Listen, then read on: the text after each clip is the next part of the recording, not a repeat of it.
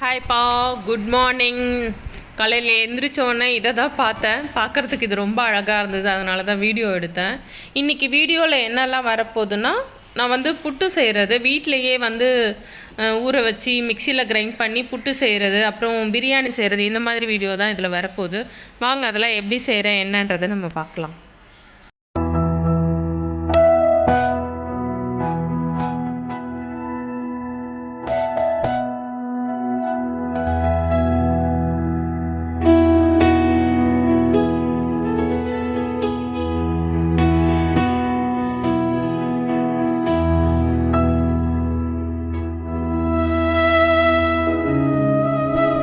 இன்றைக்கி வந்து போல்ட்டுக்கு nail cutting வேலை தான். நாங்கள் கட் பண்ணலை, வெளியேருந்து வந்து கட் பண்ணாங்க. எங்களை தொடக்கூட விட மாட்டான். அவன் நடந்து பிறந்ததுலேருந்தே நாங்கள் நெயில் கட் பண்ணதே கிடையாது. அவன் நடந்து அந்த நகம் வந்து குத்தி அவனுக்கு ஸ்கின்னு வலிச்சுது. ரொம்ப 2 நாள் ரொம்ப டல்லாகவே இருந்தான்.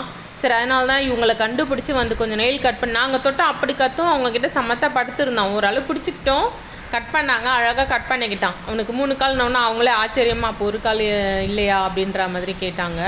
சமத்தா காமிச்சான். உண்மையாகவே நாங்கள் கட் பண்ணால் வந்து ரொம்ப அடம் பிடிச்சி கடிக்க போயிடுவாங்க. ட்ரை பண்ணியிருக்கோம், ஆனால் விட்டதில்லை. இவங்க கட் பண்ணும்போது விட்டான்.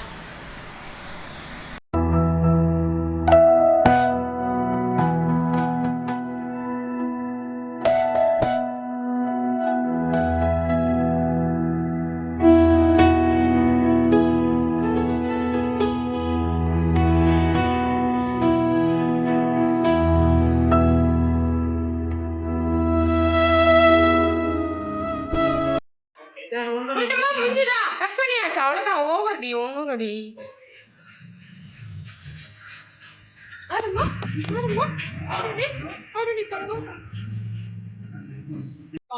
வீட்டுல புட்டு செய்யலாம் ஐடியா.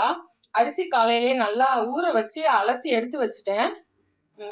எடுத்து தும்பி போட்டு உணர்த்தி இருக்கேன்.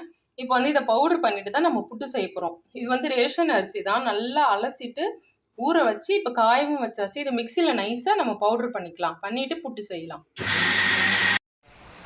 இப்போ வந்து மிக்சியில் நான் அரைச்சிட்டு தான் நம்ம வந்து சரி கீழே 2 தட்டில் இட்லி ஊற்றிடலாம், மேல் தட்டில் வந்து புட்டு அவிச்சிடலாம்னு சொல்லிட்டு தான் மேல் தட்டில் புட்டு வச்சேன். வேகமாக இட்லி ஊற்றியாச்சு. நைட்டு வந்து சிம்பிளான எங்கள் வீட்டில் டின்னர் வந்து புட்டு தாங்க செஞ்சோம். நல்லா இருந்தது. சர்க்கரைக்கு பதில் வந்து இது சேர்த்து நல்லா இருந்தது. மிக்சியில் அரைச்சி கொஞ்சம் குறைப்பாக புட்டுக்கு சரியாக இருந்தது. நீங்கள் வந்து இடியாப்பம் மாதிரி பிழியணுன்னா கடையில் நம்ம வாங்கினா தான் சரியாக இருக்கும், இல்லைன்னா இந்த மாவை ஜல்லிச்சுக்கணும்.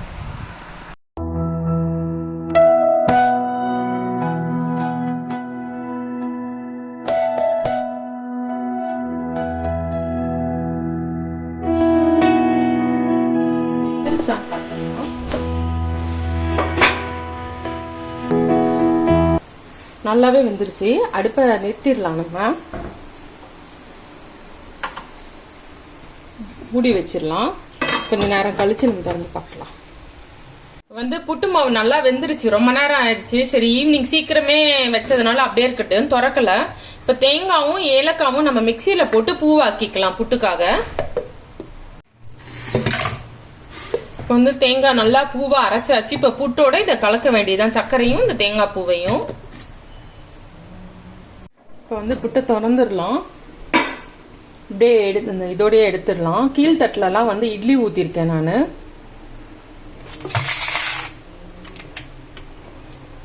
இப்போ இது நல்லா நம்ம வந்து உதுத்து விட்டுக்கலாம். சூடு கொஞ்சம் ஆறிடுச்சுங்க. பாருங்க, இந்த கீழ்த்தட்டுலலாம் வந்து இட்லி ஊற்றிருக்கேன். இட்லி மத்தியானம் வச்ச குருமா இருக்கு, இட்லிக்கு வந்து அதை தொட்டுக்கலாம். இப்போ இது கூட நம்ம தேங்காவை சேர்த்துக்கலாம்.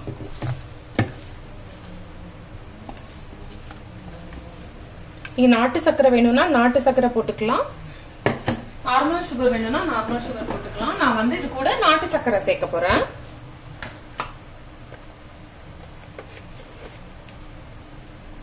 இதுல வேணும்னா கொஞ்சம் நெய் இது பண்ணி முந்திரி தாளிச்சு கொட்டலாம். நான் வந்து தாளிக்கல, பிளைனா தான் செய்யறேன். இன்னும் கெஸ்ட் எல்லாம் வராங்க, கொஞ்சம் ரிச்சா செய்யணும்னா நீங்க இது கூட வந்து நெய்யும் முந்திரி தாளிச்சு கொட்டினீங்கன்னா வாசனையா சூப்பரா இருக்கும் டேஸ்ட். அவ்வளவுதாங்க. இது கட்டியா கொஞ்சம் கட்டிக்கட்டியா இருக்கிறதுனால நான் கையில உடைச்சு விடுறேன். என்ன ஆச்சு? உங்களுக்கு சண்டை போடுறது கத்துறது இதுதான் வேலை. அவ்வளவுதாங்க. சுவையான ஹெல்த்தியான மைல்டான நைட்டு புட்டு ரெடி. அரிசி மாவு புட்டு ரெடி. வீட்லயே தான் அரைச்சோம். மாவு ரெடிமேட் மாவுலாம் இல்லை, வீட்லயே ஊற வச்சு அரைச்சி மிக்சியிலேயே அரைச்சி நுணுக்குனேன். நான் நல்லாவே வந்திருக்கு. முன்னாடிலாம் ரெடிமேட் மாவுல தான் செய்வேன். இன்னைக்கு வந்து இந்த மாதிரி ட்ரை பண்ணலாமேன்னு தான் அரிசி ஊற வச்சு இது பண்ணி மிக்சியில் அரைச்சேன். நல்லா புட்டுக்கு சரியா இருக்குங்க. வேற ஏதாவது செய்யணும்னா ஜல்லிச்சுக்கலாம்னு நினைக்கிறேன். புட்டு ரெடி. எங்க வீட்டில் இன்னைக்கு நைட்டு டின்னருக்கு சூடான சுவையான அரிசி மாவு புட்டு நாட்டு சக்கரை போட்டு ரெடி. வாங்க சாப்பிடலாம். நான் நாட்டு சக்கரை தான் போட்டிருக்கேன். வீட்டில் பன்னீர் போட்டு சீரக சம்பா பிரியாணி செய்யலாம், காய்கறியெல்லாம் போட்டுன்னு ஐடியா. சரி, பால் காலையில் காஃபி போட்டுட்டு மீதி கொஞ்சம் இருந்தது.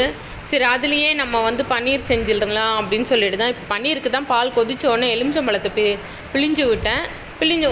பாதி பிழிஞ்சேன், ஃபஸ்ட்டு திரியலை. அப்புறம் இன்னொரு ஆஃப் பிழிஞ்ச உடனே திரிய ஆரம்பிச்சிருச்சு. நல்லா சூப்பராக பன்னீர் செய்யணுன்னா வீட்லேயே இந்த மாதிரி இருக்கிற பாலில் கொஞ்சமாக கூட நம்ம ரெடி பண்ணிக்கலாம். கடையில் வந்து எப்போ வச்சு எப்போ செய்கிறாங்கலாம் தெரியாது. கூடிய மட்டும் வீட்லேயே ட்ரை பண்ணுங்கள். கொஞ்சமாக தேவைப்படுதுன்ற பட்சத்தில் நல்லா திரிஞ்சிருச்சு. இதை வந்து நம்ம ஃபில்ட்ரு பண்ணிவிட்டு பன்னீருக்கு ரெடி பண்ணிடலாம். அதுக்கு நடுவில் என் பையன் வந்து கஞ்சி வேணும்னு கேட்டான். அதனால் மிக்சியில் அடித்து கஞ்சி ரெடி பண்ணிக்கிட்டு இருக்கேன். நான் என்ன பண்ணுவேன், மிக்சியில் பழையதை போட்டுட்டு கொஞ்சம் தயிர் போட்டுட்டு ஒரு பச்சை மிளகாய், கொத்தமல்லி, கருவேப்பிலை இதெல்லாம் போடுவேன். அடுத்து பன்னீருக்காக என் பொண்ணு ரெடி பண்ணிகிட்டு இருக்கேன். அந்த நேரத்தில் நீ அதை ரெடி பண்ண நான் கஞ்சி அடிச்சிடுறேன்னு சொல்லிட்டு கஞ்சி அடிச்சுக்கிட்டு இருந்தேன். அவள் தான் ஃபுல்லாக இப்படி வச்சா நல்லா சதுரமாக நல்லா வரும் அப்படின்னு சொல்லிட்டு இந்த மாதிரி நல்லா பிழிஞ்சு எடுத்துட்டு இதை வச்சு அமுக்குனான். ஹாய்ப்பா, குட் மார்னிங். இன்னைக்கு வந்து ஃப்ரைடே. இன்னைக்கு வந்து வெஜ் சீரக சம்பா பிரியாணி தான் பண்ணலான்னு இருக்கேன். ஏன்னா நேற்று தேர்ஸ்டேக்கும் நான்வெஜ் செய்ய மாட்டோம். சாம்பார், கூட்டு பொரியல் அந்த மாதிரி போயிடுச்சு. அதனால இன்னைக்கு வெஜ் பிரியாணி செய்யலாம் தான். சீரக சம்பால செய்யலாம். எப்பவுமே வெஜ் பிரியாணி பாஸ்மதியில் செய்வேன். இன்னைக்கு வந்து சீரக சம்பால செய்யலாம் தான் பிளான். வாங்க எப்படி செய்யறதுன்னு பார்க்கலாம். காயலாமல் எடுத்து வச்சுருக்கேன். பீன்ஸ் வந்து நல்லா அலசிட்டு இந்த 2 பக்கம் காம்பை மட்டும் கட் பண்ணி வச்சுருக்கேன். கேரட் கிரேவி பண்ண போகிறேன். பிரியாணிக்கு தொட்டுக்கிற மாதிரி வெஜ் பிரியாணிக்கு கேரட் கிரேவி பண்ண போகிறேன். தக்காளி, வெங்காயம், உருளைக்கிழங்கு. இன்னைக்கு என்ன போட்டு செய்ய போகிறோம்னா உருளைக்கிழங்கு, கேரட்டு, பீன்ஸு, பன்னீர். காலையில் பால் காய்ச்சினேன். பன்னீர் நானே வீட்டில் ரெடிமேட் பன்னீர் இல்லை, வீட்டில் நானே ரெடி பண்ணது. சும்மா கொஞ்சமாக காஃபி போட்டுட்டு பால் மீதி இருந்தது. சரி, அதில் கொஞ்சம் பண்ணிடலாம். கேரட் பீன்ஸ் தான் போட போகிறோம்ல அப்படின்னு சொல்லிட்டு சும்மா கொஞ்சமாக பண்ணது.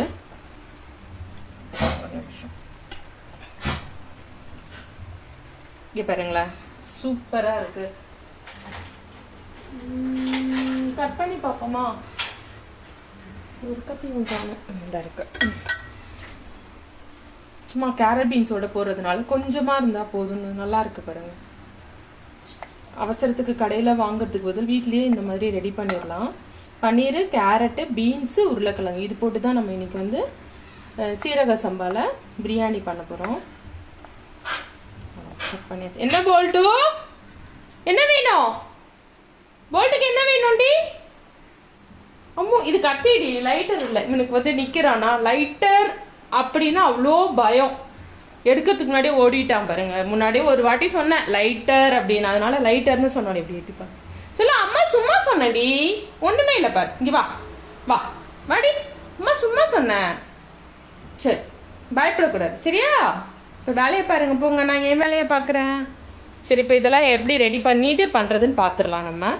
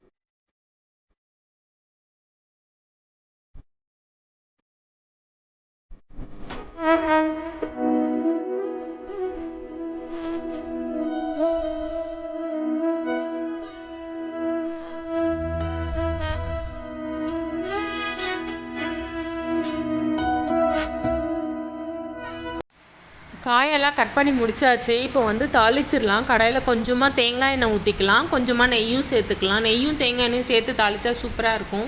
பட்டை, கிராம்பு, ஏலக்காய்லாம் நான் குழவியில் போட்டு லைட்டாக இடிச்சிட்டு தான் தாளிக்க போகிறேன். ஒன்றும் பாதியமாக இடிச்சிக்கலாம். காயெல்லாம் கட் பண்ணி வச்சுக்கேன் இல்லையா, முதல்ல ஒன்று ஒன்றா போட்டு நம்ம தாளிச்சிடலாம். சீரக சம்பா அரிசி ஊற வச்சு எடுத்து வச்சுருக்கேன். இதுதான் நுணுக்குனது. கடாயில் எண்ணெய் காஞ்சிருச்சு. காஞ்ச உடனே வெங்காயம் போட்டுக்கலாம். வெங்காயம் நல்லா வதங்கட்டும். அப்புறம் இந்த இடித்தோம் இல்லையா பட்டை, கிராம்பு, ஏலக்காய், அதையும் போட்டு நல்லா வதக்கிக்கலாம். தக்காளியும் கூட சேர்த்து வதக்கிக்கலாம். தக்காளி ஓரளவு நல்லா வதங்கினோன்னே தேவையான அளவு கல்லுப்பு சேர்த்துக்கலாம்.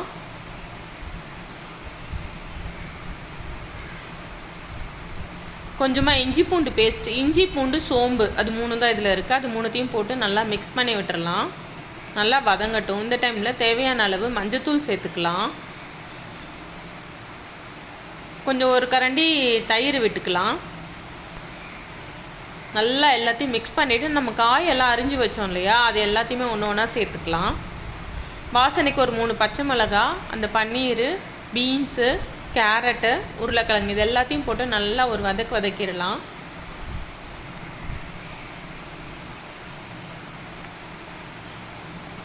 தேவையான அளவு குழம்பு மிளகாத்தூள் சேர்த்துக்கலாம். நான் ஒரு 2 ஸ்பூன் சேர்த்துருக்கேன். இந்த குக்கர் அந்த அளவே சரியாக இருக்குங்க. சீரக சம்பா 1 கப் ஊற வச்சுருந்தேன். அரிசியும் இதில் போட்டுக்கலாம். போட்டுட்டு 2 விசில் வச்சு எடுத்திங்கன்னா கொஞ்சம் நல்லாவே இருக்கும். தண்ணியும் ஊற்றியாச்சு. இப்போ கலந்துட்டு விசில் போட்டுடலாம். கொஞ்சம் கரம் மசாலா கொஞ்சமாக சேர்த்துக்கிட்டேன் கடைசியாக. எலுமிச்சம்பழம் 1 பிழிஞ்சு ஊற்றியாச்சு.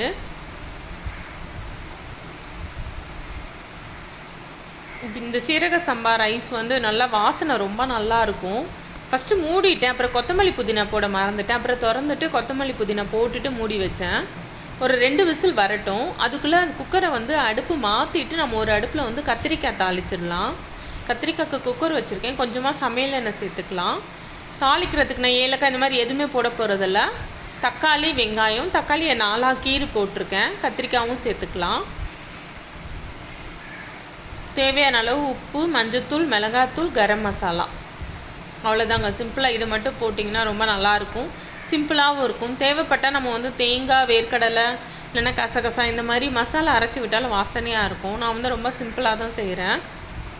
தக்காளி, வெங்காயம், கத்திரிக்காய், குழம்பு மிளகாத்தூள், கரம் மசாலா இதெல்லாம் போட்டுட்டு ஒரு 3 விசில் வச்சு எடுத்துடலாம். நம்ம இது வேகிறதுக்கும் அது வேகிறதுக்கும் கரெக்டாக இருக்கும். ரைத்தாக்கும் நம்ம ரெடி பண்ணிடலாம். ஸ்டீம் வந்துருச்சு, அதில் விசில் போட்டாச்சு. இப்போ வந்து எல்லாமே ரெடி ஆகிடுச்சு. விசில் வந்துருச்சு. அதுக்குள்ளே ஆனியன் ரைத்தா ரெடி பண்ணியாச்சு.